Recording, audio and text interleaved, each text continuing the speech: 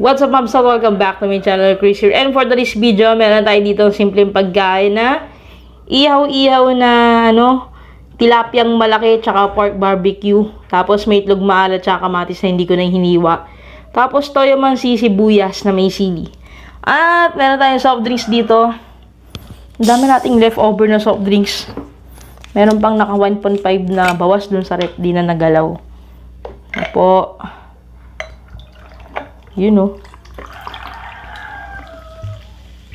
May espiritu pa naman. Ayan. Yung nasa 1.5 hindi na ata nagalaw. Yan po.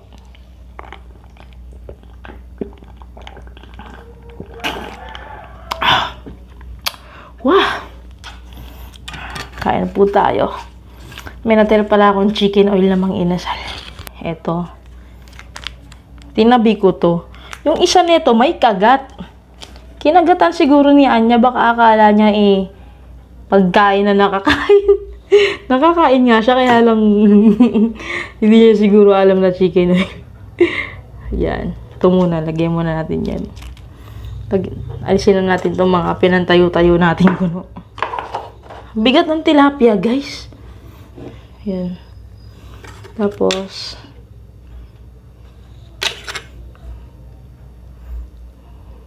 yan.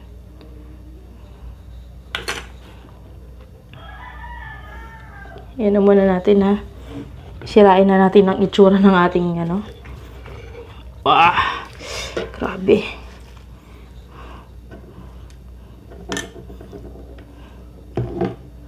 Oh.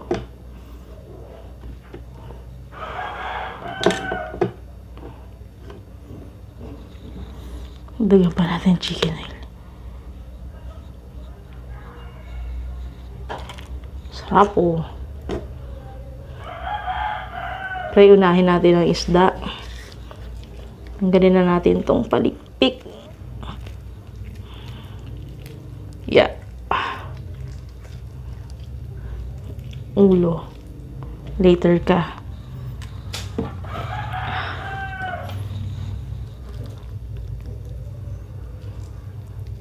Niyaw ko to kanina habang nagbibideo si mama ng kanyang pinifilm.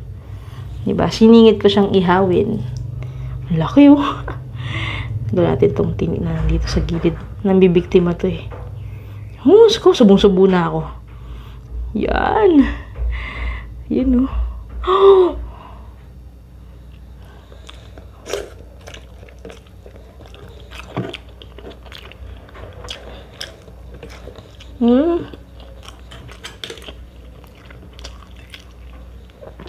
Ang dami sibuyas nito, guys. Tapos yung sibuyas pa na ginamit dito. Yung masarap pang sausawan. Ayoko na itong labuyo na to. Napakaanghang to. Shallot ba yun? Shallot? Shallot? Basta yun. Kung big kasi. Nahirapan ko yung sarili ko.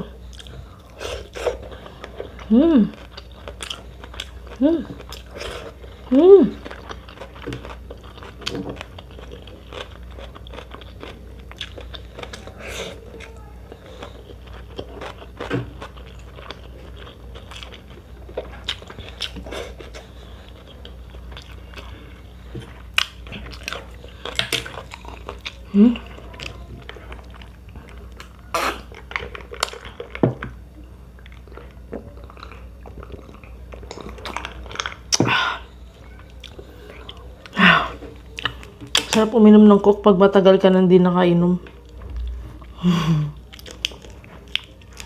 Itlog na maalat. Parang putla ng pula nito.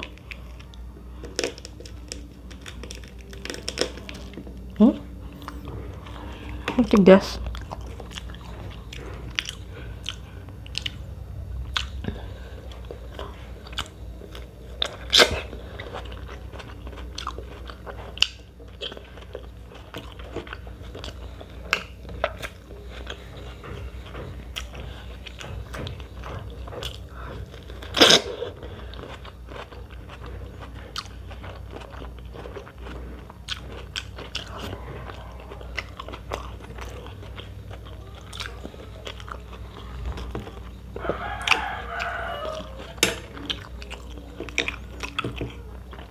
Tikman natin to.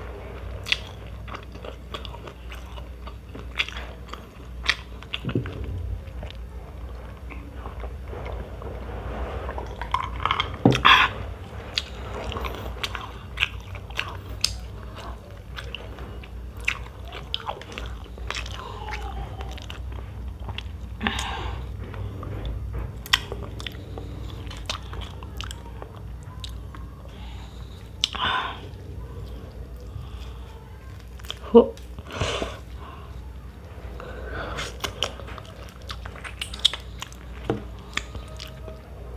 Lalaki, no? Ganito yung gusto kong gataan. Malalaki. At susunod pag sinipag ako.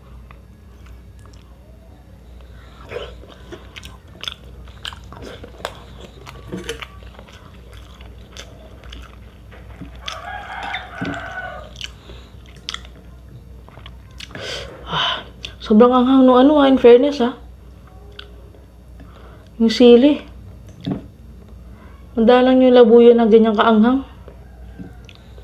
Feeling ko tuloy Diablo yung ginamit ko.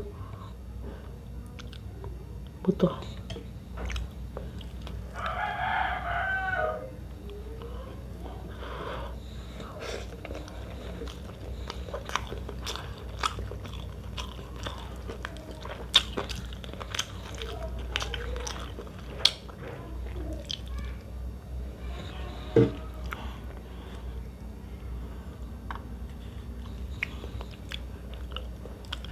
Tiyan niya.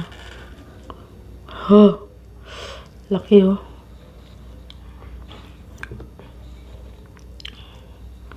Lalaki din ang tinig kaya hindi mahirap maghimay. Makain-bakain yan.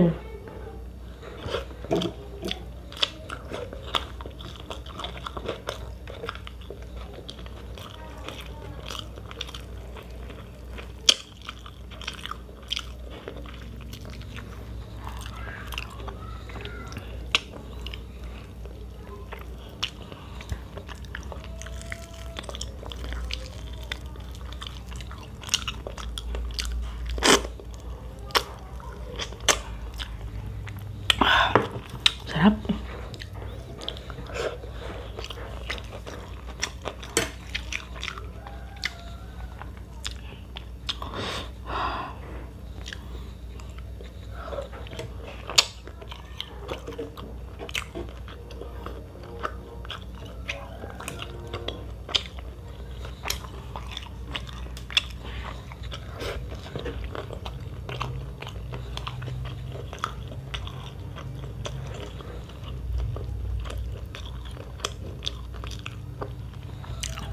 Yan yung sabi sa sinasabi ko sa inyo dati Yung masarap pang sausawan.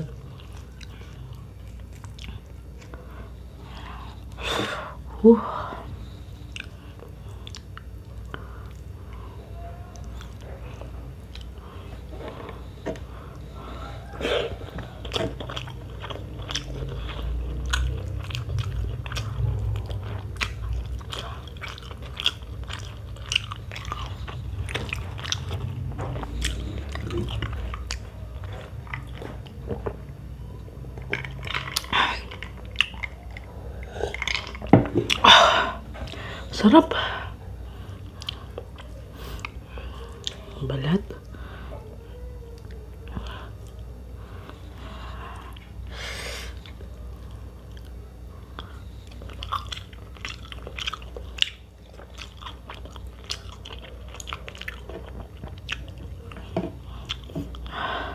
Sinipon ako.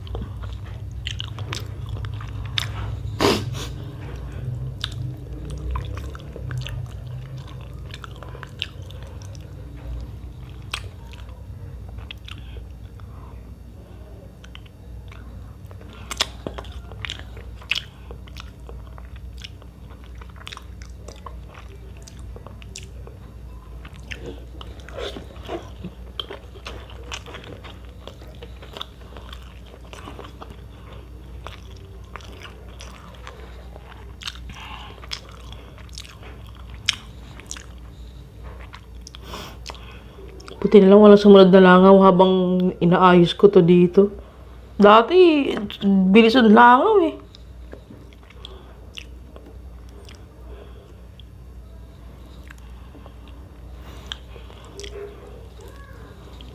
Eh, di ba sabi ko pag nagawa na tong kwarto, papakita ko si Doraemon sa inyo. Mamaya papakita ko siya sa inyo. Sa dulo ng video na to. Ang laki niya, grabe. Malaki pa sa akin. Charot. Excuse me.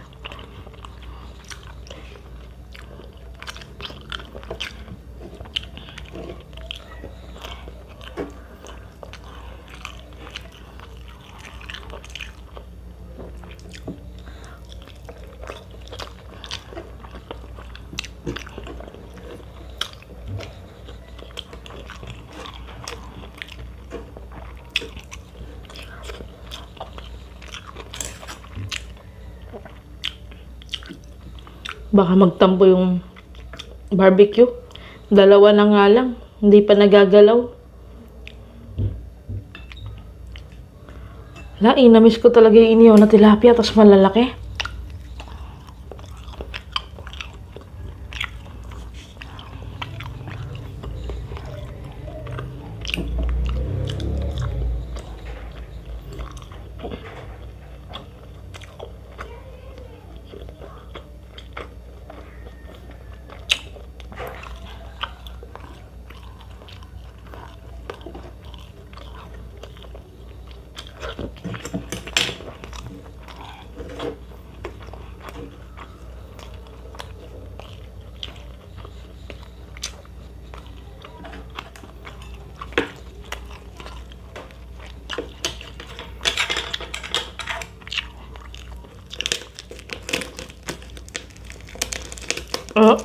Ang tigas niya.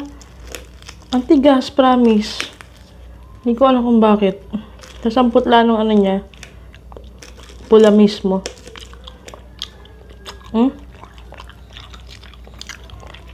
Parang siyang yung ano,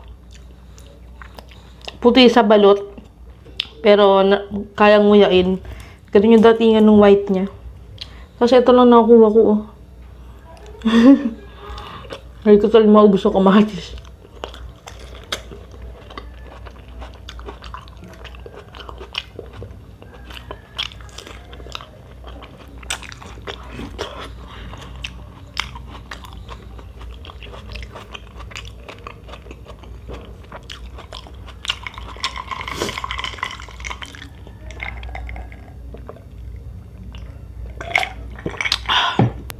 Natin tong ulo. Hindi ko ganong kakainin yung ulo kasi medyo sobrang laki. Tilapia.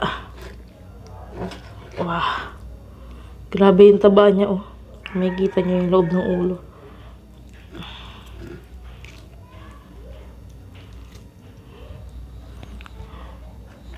Grabe, ang laki.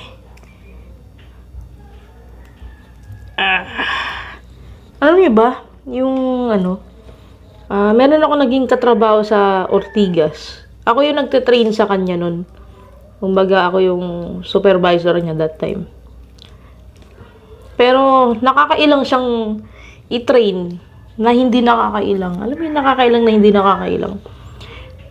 Nakakailang kasi mayaman siya pero nag-uumpisa siya sa baba. Pwede naman siya magnegosyo agad. Pero gusto daw niya mapag-aralan yung kumbaga gusto daw niya maranasan yung ginagawa ng mga normal na tao lang na kagaya namin na kumakayod tas kakain ganun. Mayaman pero down to earth. Tapos hindi siya choosy sa mga pagkain, ganun.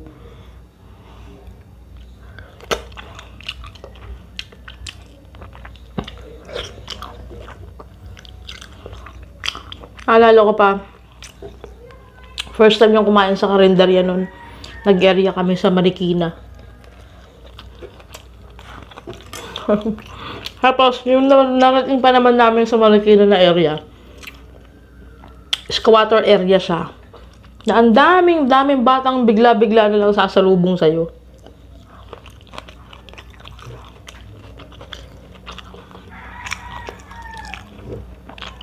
Tapos, salip na ano siya, parang mandiri. Kasi, syempre, mayaman eh. Alam niyo, parang na-amaze siya. Yung, wow, ganito pala yung dito, ganito pala yan. Guys, para kang nasa pelikula. Literal na may kasama kang mayaman. Pero down to earth. Di ba sa pelikula lang meron, gumapalabas lang.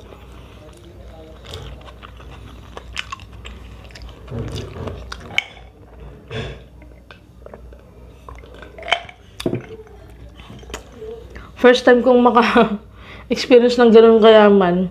Tapos, mas humble pa sa mga taong kakayaman lang, yung tipong umangat lang ng konti sa buhay. Eh yun, ano yun eh, kumbaga ano ba yung idiomatic expression na yun? Born with a golden spoon? Yun ba yung idiom nun?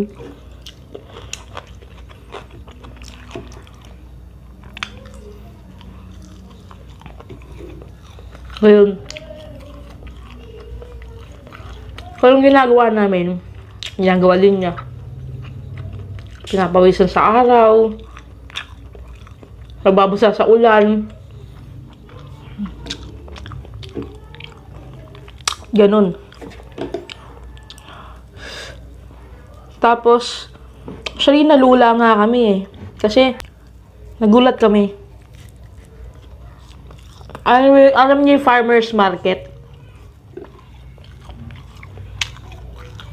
Ang may-ari nun, tito niya. Tapos meron kaming kliyente. Yung may-ari ng 7 Waves nga ba yun? Sa San Mateo Rizal? 9 Waves. 9 Waves Resort yata yun.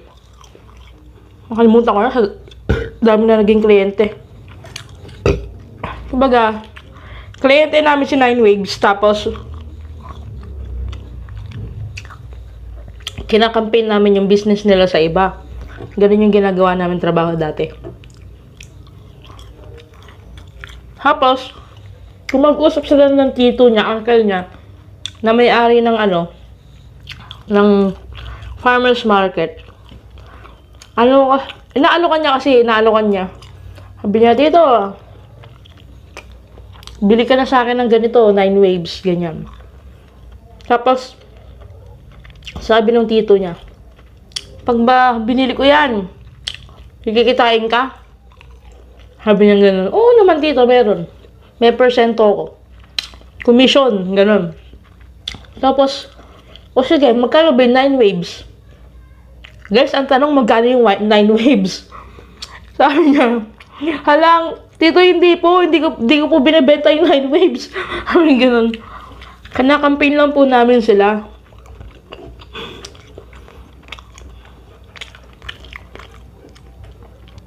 Pero, hindi siya yung hambog na salita. Pati tito niya, yung may-ari ng, ng farmer's market. Ang bait.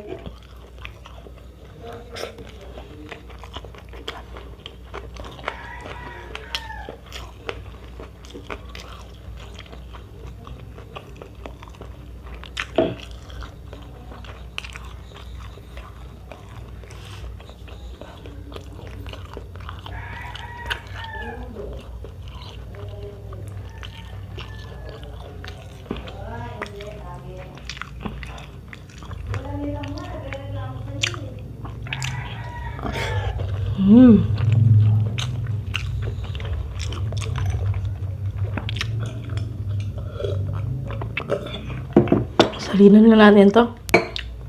Konti lang. Yan. Konti lang yan. May yellow lang yan ha. Konti lang yan. Tapos ito pa. Di tito niya yung maaari ng diba? Farmer's market. Ngayon, yung mga tilapia, bangus na sinusupply sa loob ng buong farmer's market, ang nagsusupply naman, sila. Yun nga yung trainee ko na mayaman pala. Tapos, nanggagaling ang mga isda na yon sa Batangas. Ngayon, sa Batangas, meron kasi silang fish pond. Ayan. Doon nanggagaling lahat. Yung mga isda na yun. Tapos, hindi lang yun. Yung palibot ng Taal Lake, sila din yung may-ari. Yung mga narerenta ng mga stall doon. Or karamihan ata, yung pagkakaintindi ko. Karamihan o lahat. Palibot. Baga ba to? Yan. Grabe, ang nila, ang yaman. Diyos me, marimar. Pero never namin nakakitaan ng pagiging hambog. Until now. Tapos, meron silang pwesto sa Lipa. SM City Lipa ata. Mga bag.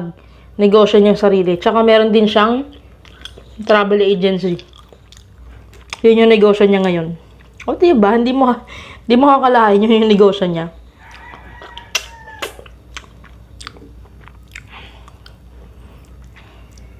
Tapos, ang sabi ng tatay niya nun,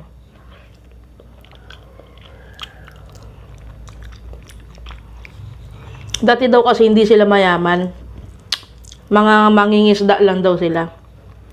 Magkakapatid. Tatay niya tsaka yung mga kapatid ng tatay niya. Tapos pinagsikapan lang nila. Kung anong desisyon nila sa buhay, sinusuportahan lang sila.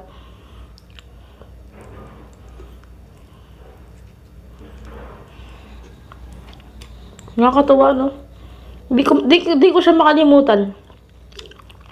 Sobra. Kasi nga, sobrang na-amaze ako sa ugali na meron siya. Never ng mata. Ay, mio. Saka makakita ng ganong kaibigan. Tapos, kumain ka man sa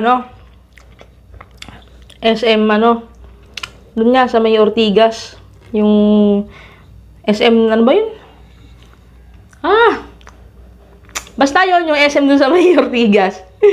Yun. Nakalimutan ko na yung pangalan ng SM na yun. Lantik na yan, oo. Tagal ko na kasi hindi nagawi doon.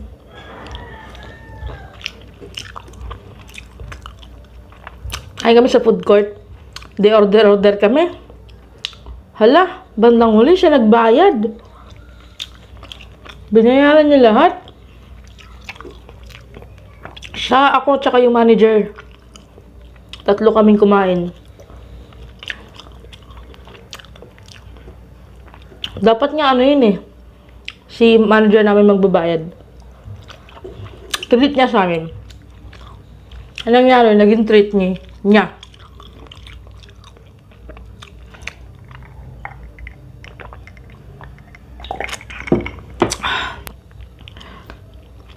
Pag isda talagang ulam po, napakatagal kong kumain. Ang laki na neto, ha? What more pa kaya kung maliit to? Tama na siguro. Baka naiinip na kayo. Ako napapagod na ako maghimay. Tapos panigurado kayo na inip na rin.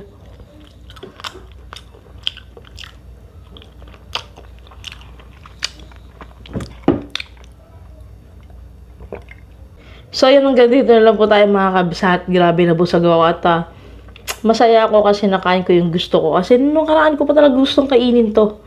Tapos, ayan, papakita ko lang saglit si Doraemon sa inyo. Tapos, ayun, bye-bye na. Sige sa next video. God bless.